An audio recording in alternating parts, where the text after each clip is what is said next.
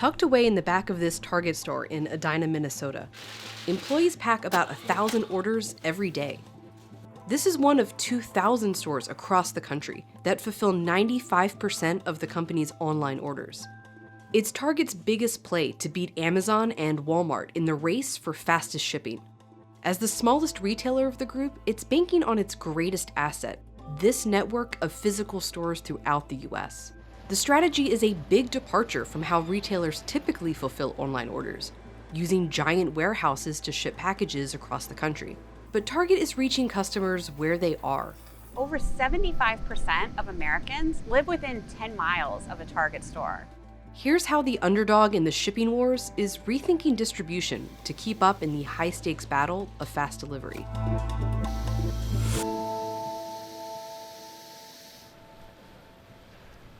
What stores as hubs was for Target, it was an intentional moment of declaring that our stores, our brick and mortar assets, were valuable resources. As Target ramped up same-day and next-day delivery, it turned stores like this one into mini fulfillment centers.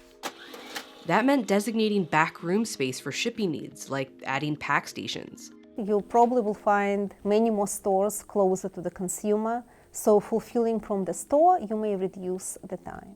Say you order this toy set from Target online, and it's available at a store nearby. That store will fulfill the order locally. In a typical e-commerce fulfillment network, that toy might have been picked and packed in a larger center much further away.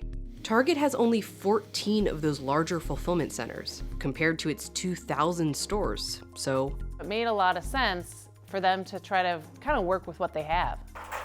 With Target's model, store employees will pick your toy directly from the shelf.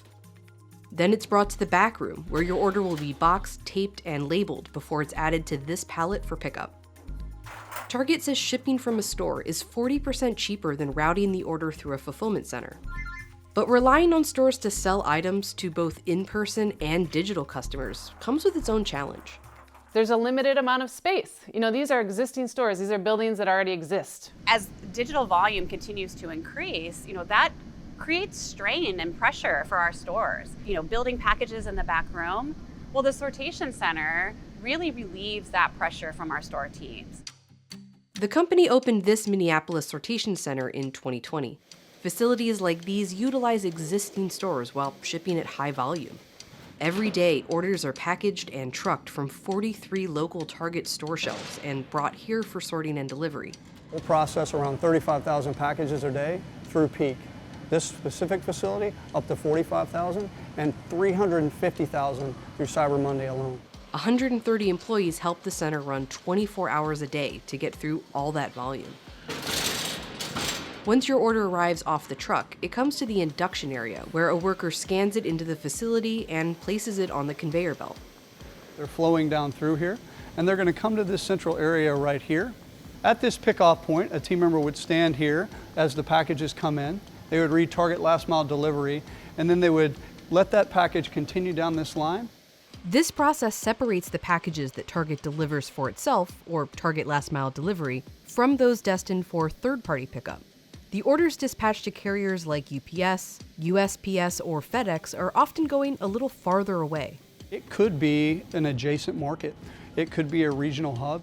But if it's being delivered in the local area, your package will flow further down this line to be sorted again and again and again. We break that down further from Target Last Mile Delivery into partitions, or again, think about geographic areas that coincide with dispatches. Once those geographic areas are determined, we would route those down to the specific route that one of our ship partners is going to come and make the delivery of each of these packages on that route to a guest's home. Once your order has made it to these route carts, it's ready for the driver to pick up. Target uses Shipt, which it acquired in 2017, to make some of its deliveries. The drivers are independent contractors using their own cars. At designated times throughout the day, the garage doors open and drivers flood in. Workers push the carts out for load-in. Target uses analytics and data to build its delivery routes, but the thing that keeps your order moving through the sortation center is low-tech. It's this, the label on every package. Each team member throughout the process is looking for specific visual cues that inform them which area the package will transition to. So in the initial pickoff, I'm looking for Target Last Mile Delivery, or TLMD, or something else. If it's Target last mile delivery, I'm sending it down the path to a partition sort. During the partition sort, I'm looking for what partition number, and then I'm pulling those packages off, staging them on pallets that coincide with that partition number. Following the route sortation, we're going to get a specific route number, a specific package stop, and then the lane and specific location of the cart that coincides to the route. Those details keep orders moving through the facility fast. Since Target opened its first sortation center in 2020, the company says that next-day deliveries have increased by more than 150%. Now the retailer has 10 of these centers across the U.S. They say it's a more efficient way to handle many more deliveries. That sort of by like getting them out of the store, getting them closer to people's homes, into a place that is specifically designed for drivers or delivery services to pick things up, they can process many more items at a more profitable rate. That has allowed us to save tens of millions of dollars over the last few years since we've opened these buildings. But Target's strategy isn't just about lowering costs. If you think of ordering items from Amazon or Walmart, you realize how much pressure does Target have to get fast delivery, especially when we talk about items that can be ordered in many different places, like diapers, for example. Target has to stay very competitive, and staying competitive today means having a very efficient and very fast delivery systems. The retailer had just 1.8% of the e-commerce market share in 2023, compared to Walmart's 6.8% and Amazon's 37.6%. But that pie is still growing.